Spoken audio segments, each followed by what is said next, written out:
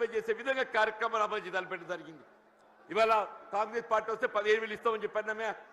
ఇలా 15,000 కాదు కదా, అసలు 10,000 అమలు 3 పంటలు కోల్పోయినామని చెప్పి అంటున్నాం. ఇలా రబీ పంటకు వచ్చిందే మనం అందరం గమనిస్తున్నాం.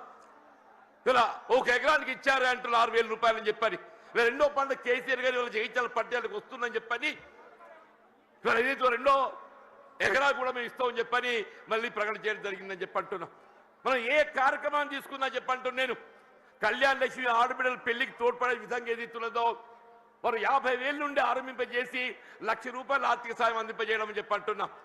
కాంగ్రెస్ పార్టీ ఏదైతుందో తులం బంగారం జోడిస్తామని చెప్పన్నారు. మరి తులం బంగారం ఏమైందో మరి ఎవరికైతే కాళ్ళ రాలేదని చెప్పి అంటున్నాను. మీరు ఏ కార్యక్రమం తీసుకోండి అని చెప్పండి. రైతు బీమా పథకం అని చెప్పి అంటున్నాను. మీరు ప్రసూతి వైద్య సదుపాయం కొరకు ఏదైతుందో ఒక తల్లికి అండగా నిలవాలి, పాపకు అండగా నిలవాలని చెప్పని కేసీఆర్ కిట్ అమలు చేయాలని పెట్టడం చెప్పి అంటున్నాను. ఇలా బలహీన వర్గాలకు అండగా నిలిచే విధంగా అది ఏ వర్గమే కానివ్వండి కాక మరి తోడు నిలిచే విధంగా కార్యక్రమాలు అమలు చేయాలని తలపెట్టడం జరిగిందని చెప్పి అంటున్నా. మరి అటువంటి ఒక నాయకుడు మరి బీఆర్ఎస్ పార్టీ అధ్యక్షుడు తెలంగాణ రాష్ట్ర ఏర్పాటు ఉద్యమ నేత ఆధ్వర్యంలో ఏదైతుందో ఇవాళ నేను ఏదైతుందో బీఆర్ఎస్ పార్టీలో చేరి వారి నాయకత్వం పనిచేసే అవకాశం నాకు కల్పించినందుకు ఏదైతుందో నేను వారికి హృదయపూర్వకంగా ధన్యవాదాలు చెప్తామని చెప్పి అంటున్నాను. మరి ఏదైతుందో వాస్తవంగా ఇవాళ వేదిక చూస్తుంటే మా మిత్రుడు రమణ గారు గతంలో ఈ ప్రాంతాన్ని ప్రాతినిధ్యం వహించిన శాసనసభ్యుడిగా పార్లమెంట్ సభ్యుడిగా ఎంపికైండు, శాసన మండలి సభ్యుడు కొనసాగుతుండు. ఇలా వారితో కలిసి పనిచేసే ఒక ప్రయాణం చేసే అవకాశం నాకు లభించాలని చెప్పి అంటున్నాం. సోదరి దావ వసంత గారు వీళ్ళ జగిత్యాల జిల్లా మొట్టమొదటి జిల్లా ప్రజా పరిషత్ అధ్యక్షురాలిగా ఈ ప్రాంతానికి సేవలు అందించిందని చెప్పి అంటున్నాం. మా మిత్రుడు గంగుల కమలాకర్ గారు గతంలో మంత్రివర్గిగా కరీంనగర్ శాసనసభ్యుడిగా సేవలు అందించిందని చెప్పి అంటున్నాం. మా సోదరుడు కౌశిక్ రెడ్డి గారు అని చెప్పి అంటున్నాను. మా మిత్రుడు విద్యాసాగరరావు గారి యొక్క తనయుడు సంజయ్, విద్యాసాగరరావు గారి తనయుడు సంజయ్, మరి సంజయ్ అంటే వేరే అనుకునేదని చెప్పంటున్నా. ఆయన ఈ సంజయ్ వేరు, ఈ సంజయ్ ఏదైతుందో అకుంఠిత దీక్షతో ప్రజాసేవ చేయాలనే సంకల్పంతో కేసీఆర్ నాయకత్వం కొనసాగుతున్నట్టు మా మిత్రుడు విద్యాసాగరరావు గారి తనయుడు అని చెప్పంటున్నాం. ఇలా జిల్లా బీఆర్ఎస్ పార్టీ అధ్యక్షుడు విద్యాసాగరరావు గారు మా అందరినీ సమన్వయం చేస్తాను ముందుకు వచ్చేటువంటి ఒక సోదరుడు పల్లా రాజేశ్వరరెడ్డి గారు, ఇక వేదికపై ఉన్నటువంటి ఒక శాసన మండలి సభ్యులు, ఇవాళ ఇంకా ఇతర మిత్రులు అందరూ కూడా అందరికీ నేను చేతులు ఎత్తి నమస్కరిస్తానని చెప్పి అంటున్నాను. ఇంతకాలం ఏదైతుందో వాస్తవంగా కేసీఆర్ గారు అంటే నా మొదటి నుండి గౌరవం, ఇద్దరికి వ్యక్తిగతంగా అనుబంధం ఉందని చెప్పి అంటున్నా. మేము ఏదైతుందో విద్యార్థి దశ నుండి మేము కలిసి ప్రయాణం చేసినటువంటి వాళ్ళం.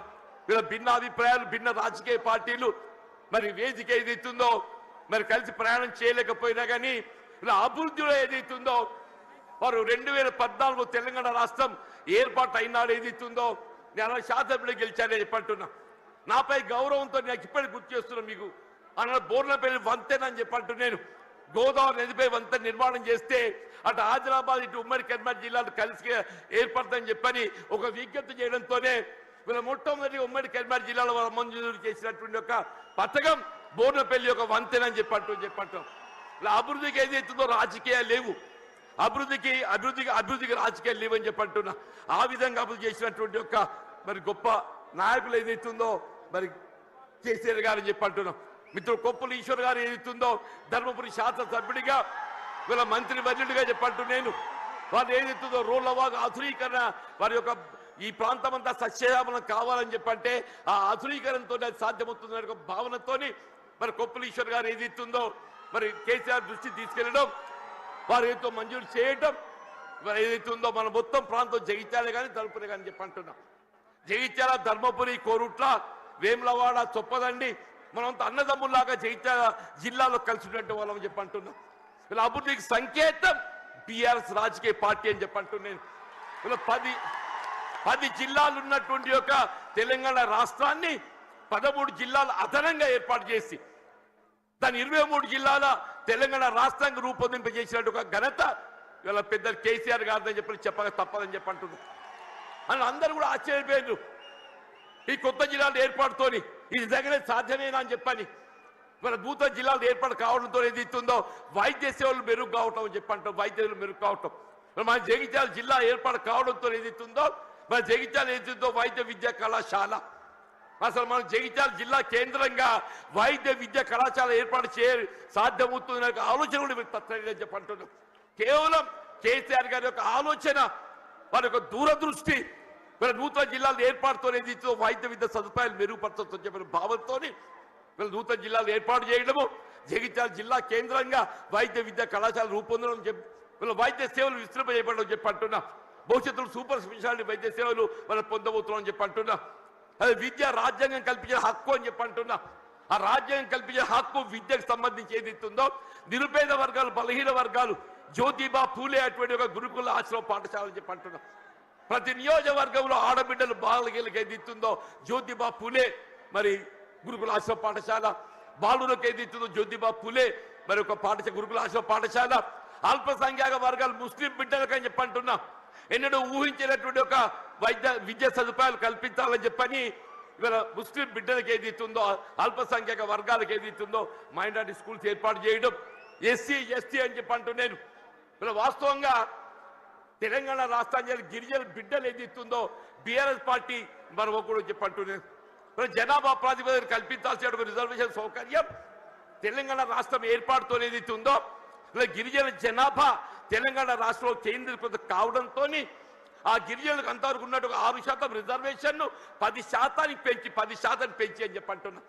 ఇలా విద్యా ఉద్యోగాలలో గిరిజన బిడ్డలు వాళ్ళ అంబాడా కానివ్వండి, ఆదివాసీ కానివ్వండి, ఎవరికైనా ఏదైతుందో వాళ్ళ భవిష్యత్తు నిర్దేశించినట్టు ఒక గొప్ప మరి నాయకత్వం కేసీఆర్ గారు అని చెప్పక తప్పదని చెప్పంటున్నా.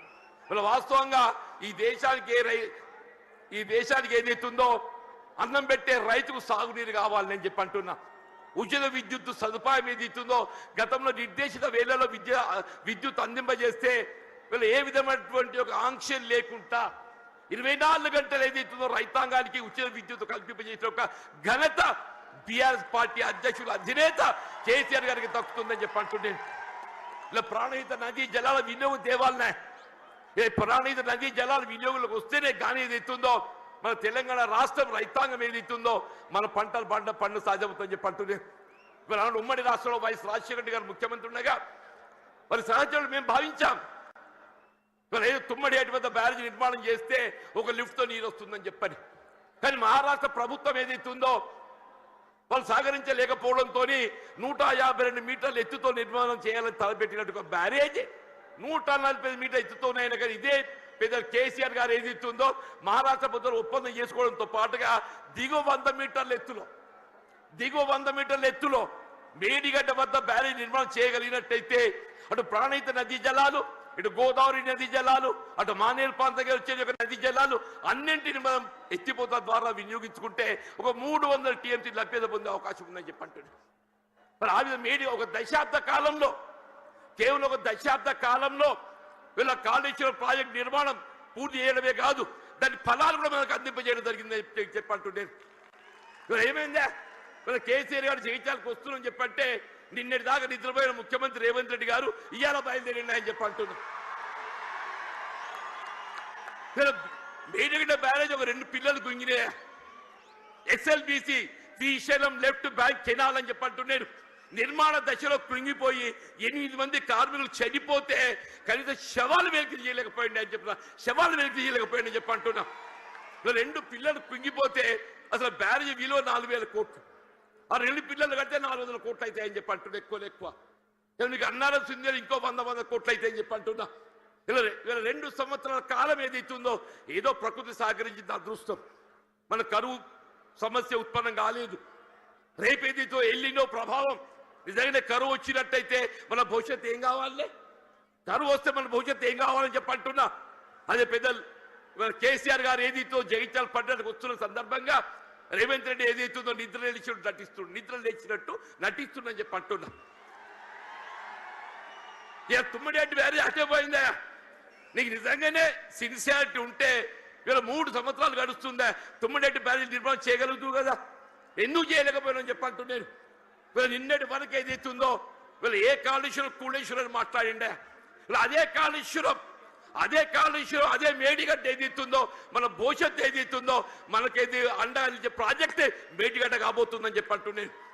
ఇలా మన భవిష్యత్తు రైతాంగమే కానీ ఇలా త్రాగునీటి సదుపాయమే కానీ పారిశ్రామిక అవసరాలే కానీ హైదరాబాద్ త్రాగునీటి అవసరాలే కానీ అన్నింటికి ఏదైతుందో అదే మేడిగడ్డ మనకు జీవనాధారం కాబోతుందని చెప్పంటున్నాను. వాస్తవం చెప్పాలంటే ఇలా కేసీఆర్ గారి యొక్క విజన్, వారి యొక్క దూరదృష్టి మరి తెలంగాణ రాష్ట్ర ఏర్పాటు సాధన కొరకు మరి ఉద్యమించిన నాడు కరీంనగర్ జిల్లా కేంద్రంగా వారు టీఆర్ఎస్ ఆరంభింపజేయడం జరిగిందని చెప్పి అంటున్నారు. అందరు ఆశ్చర్యపోయిండు. ఇదేంటి అందరూ మర్చిపోయిన తెలంగాణ నినాదం ఈయన లేవనెత్తుతుందని చెప్పారు. ఒంటరి పోరాటం ఆయన ఒక్కడు బయలుదేరితే యావత్ తెలంగాణ సమాజం ఆయన వెంట నడిచిందని చెప్పి అంటున్నారు. యావత్ తెలంగాణ సమాజం ఆయన వెంట నడిచి తెలంగాణ సాధ్యమైందని చెప్పి అంటున్నాం. అదే తెలంగాణ రాష్ట్ర నిర్మాణం కొరకు ఏదైతుందో దశాబ్ద కాలం పాటుపడ్డారు. వీళ్ళ కాంగ్రెస్ వచ్చి ఏదో మేలు చేస్తా చెప్పి అనుకున్నామే, అది పక్కన పెట్టిండే. వీళ్ళ తిరోగమన చర్యగా ఏదైతుందో తిరోగమనం పడుతుంది. మళ్ళీ తెలంగాణ రాష్ట్ర పునర్నిర్మాణం కావాలని చెప్పంటే కేసీఆర్ గారి యొక్క నాయకత్వం మాత్రమే తెలంగాణ రాష్ట్రాన్ని పునర్నిర్మాణం చేయగలుగుతా చెప్పంటున్నారు. మీరు ఎక్కడ ఏ పల్లె కనపడి చెప్పిన ఒకటే నినాదం వస్తుంది, రేవంత్ రెడ్డి పోవాలి, కేసీఆర్ గారు రావాలి. ఒకటే నినాదం, రేవంత్ రెడ్డి గారు పోవాలి, కేసీఆర్ గారు రావాలి. కాంగ్రెస్ పోవాలి, బీఆర్ఎస్ రావాలి. అంటే ఏంటి? ప్రతి పల్లె గుండెల్లో ఏదైతుందో